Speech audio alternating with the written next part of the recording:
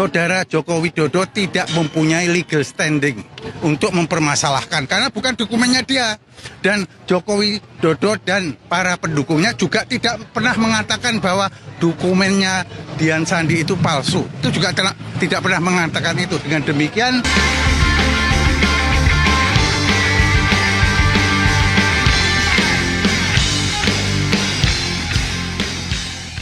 hari ini adalah perlawanan terhadap dakwaan. Kami belum bicara masalah pokok perkara. Ya, saya katakan tadi, bahkan kami bacakan bahwa perkara ini tidak layak untuk masuk persidangan karena dari awal sudah batal demi hukum. Sejak peristiwa RJ yang mana harus pencabutan laporan, itu jelas bagaimana dengan satu laporan yang sama dengan nomor yang sama yang dibebaskan hanya beberapa orang. Yang namanya pencabutan laporan itu adalah keseluruhan. Jadi kalau bahkan konsiderannya pun tercabut. Karena mekanisme di dalam RJ itu sebelum SP3 ada pencabutan laporan yang dengan nomor yang sama. Kedua, peristiwa Mabes Polri pada waktu Jokowi melaporkan kawan-kawan ini, itu peristiwa di Mabes Polri belum dihentikan penyidikannya. Jadi ini sudah melanggar undang-undang PSK, pelindungan saksi dan korban. Belum dihentikan. Kenapa demikian? Laporannya bulan April, 30 April, sedangkan penghentian penyelidikan adalah 22 Mei. Jadi secara undang-undang pelindungan saksi dan korban, maka jika ada laporan lebih dulu, tidak boleh dilaporkan balik sebelum inkrah. Itu jelas. Dan itu kami sampaikan tadi. Bahkan ada pelanggaran Perkap, masih ingat? Yang identik itu. Jadi sampai detik ini kepolisian tidak pernah mengatakan ijazahnya asli, yaitu identik non identik, ya kan? Lah, pemeriksaan laboratorium waktu itu yang menyatakan identik itu melanggar Perkapnya sendiri. Karena dalam pemeriksaan laboratorium itu satu, ya kan? Itu harus ada dilampirkan, wajib bahkan di Perkap nomor 10 tahun 2009, satu wajib dilampiri laporan. Pada saat itu belum ada laporan, Dumas. Kedua, wajib dilampiri BAP. Pada saat itu belum semuanya di BAP. Ketiga, wajib dilampiri dengan berita acara penyitaan. Pada waktu itu tidak ada penyitaan. Oleh sebab itu, perkara ini cacat demi hukum. Bahkan saya berani katakan kalau itu seorang bayi itu mati dalam kandungan, bukan cacat lagi, mati. Kami tekankan berkali-kali bahwa perkara ini tidak layak untuk masuk persidangan ini. Silakan lanjutkan. Yang kami permasalahkan hari ini adalah mengapa penuntut umum membawa perkara ini ke Pengadilan Negeri Jakarta Timur. Itulah yang kami permasalahkan. Mengapa kami permasalahkan? Karena dalam uraian di dalam surat dakwaan itu adalah pertama menyatakan tindak kejahatan atau tindak pidana dilakukan di wilayah Jakarta Selatan. Kemudian mengatakan di wilayah Jakarta Pusat. Seharusnya kan jurisdiksinya adalah Pengadilan Negeri Jakarta Selatan atau Pengadilan Negeri Jakarta Pusat. Namun mengapa diadili di Pengadilan Negeri Jakarta Timur? Itu menggunakan surat keputusan Mahkamah Agung nomor 114 tahun 2026 yang mengatakan bahwa persidangan dilakukan untuk Roy Suryo dan kawan-kawan dilakukan di sini menggunakan surat keputusan untuk Roy Suryo di pengadilan ini adalah bukan wewenangnya pengadilan ini karena tidak ada spesifik mengatakan untuk Dr. Tifa. Ya. Jadi itu adalah sedangkan perkaranya Roy Suryo sendiri sedang melakukan pra peradilan yang itu yang terakhir kita ketahui telah dimenangkan sehingga kita juga nggak tahu apakah akan ada pengadilan untuk Roy Suryo karena mereka sampai hari ini pun masih dalam proses. Saya bilang kalau dia Roy Suryo batal, sini juga harus batal karena dalam satu laporan. Tentang error satu laporan, Mbak. Error tadi adalah dokumen yang dilakukan kajian oleh Dr. Tifa itu adalah dokumen miliknya Dian Sandi. Miliknya Dian Sandi, bukan miliknya Jokowi, miliknya Dian Sandi. Dengan demikian yang berhak melakukan keberatan ini Dian Sandi. Yang ingin saya katakan apa? Saudara Joko Widodo tidak mempunyai legal standing untuk mempermasalahkan karena bukan dokumennya dia.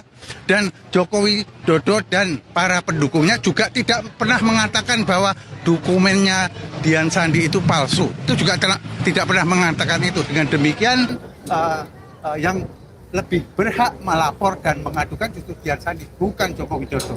Joko Widodo tidak punya legal standing. Itulah yang tadi kami permasalahkan. Bahkan dilanjutkan oleh kawan-kawan. Terakhir ya, teman-teman wartawan sekalian, pada minggu yang lalu teman-teman wartawan sudah mengetahui kami berjuang keras untuk memperoleh berkas perkara, dan kami sampaikan kami telah mendapatkan berkas perkara tersebut akhirnya. Dan dari berkas perkara yang kami peroleh itu, ada 6 hal yang akan kami kemukakan. Yang pertama, Pengadilan Negeri Jakarta Timur dinilai tidak berwenang secara relatif. Sebagian telah disampaikan, tapi saya akan sampaikan secara lengkap. TPDT menilai penuntut umum tidak konsisten dalam menentukan lokus delikti. Di dalam surat dakwaan disebutkan beberapa lokasi berbeda, mulai dari Jakarta Pusat, Jakarta Selatan, hingga akhirnya perkara diajukan ke Pengadilan Negeri Jakarta Timur tanpa penjelasan hukum yang memadai mengenai dasar penentuan kompetensi relatif tersebut. Selain itu, dasar penggunaan surat keputusan Ketua Mahkamah Agung mengenai penunjukan Pengadilan Negeri Jakarta Timur dinilai belum menjelaskan secara tegas apakah juga berlaku terhadap perkara Dr. Tifauziah Tyasuma yang diajukan dalam berkas tersendiri. Kedua, dalam penuntutan dinilai tidak jelas setelah sebagian terlapor mendapat SP3. TPDT mempersoalkan keberlanjutan penuntutan terhadap Dr. Tifa setelah sebagian terlapor lain dalam laporan yang sama memperoleh penghentian penyidikan SP3 menyusul pencabutan pengaduan. TPDT menilai penuntut umum wajib menjelaskan mengapa perkara terhadap Dr. Tifa tetap dilanjutkan apabila laporan pelapor dan rangkaian peristiwa yang menjadi dasar pengaduan merupakan satu kesatuan. Ketidakjelasan tersebut dinilai menyebabkan dasar penuntutan menjadi cacat secara formil. 3. Surat dakwaan dinilai kabur dan tidak memenuhi syarat formil. TPDT berpendapat bahwa surat dakwaan tidak memenuhi syarat kecermatan, kejelasan, dan kelengkapan sebagaimana disyaratkan KUHP baru. Beberapa keberatan yang diajukan antara lain penggunaan ketentuan KUHP baru terhadap peristiwa yang didakwakan terjadi pada tahun 2025 atau sebelum KUHP baru berlaku. Pencampuran berbagai unggahan media sosial dari akun dan tanggal yang berbeda. Ketidakjelasan tempus dan lokus delikti dalam perkara siber. Pencampuran perbuatan pihak ketiga ke dalam dakwaan terhadap Dr. Tifa tanpa penjelasan hukum yang rasional terhadap perbuatan-perbuatan tersebut. TPDT menilai kondisi tersebut mengakibatkan surat dakwaan menjadi obscur liber atau kabur. 3 yang terakhir, 4. Dakwaan produk jurnalistik dinilai bertentangan dengan Undang-Undang Pers. TPDT menolak penggunaan tayangan media dan produk jurnalistik sebagai objek pidana tanpa terlebih dahulu menempuh mekanisme penyelesaian menurut Undang-Undang Pers.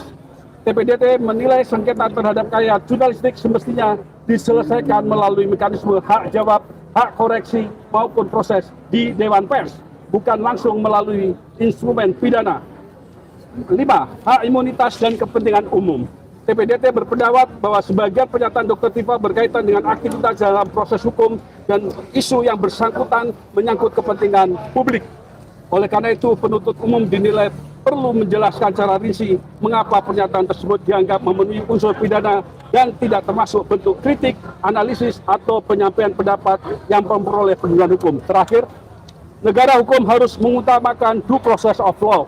TPDT menegaskan bahwa keberatan yang diajukan bukan dimaksudkan untuk menghindari pemeriksaan perkara, melainkan memastikan bahwa kewenangan negara dalam melakukan penuntutan dilaksanakan sesuai prinsip negara hukum, kepastian hukum, dan perlindungan hak-hak konstitusional setiap warga negara. Demikianlah tim pembela berharap majelis memberikan putusan sela yang mempertimbangkan secara cermat seluruh keberatan formal tersebut demi menjaga integritas proses peradilan pidana.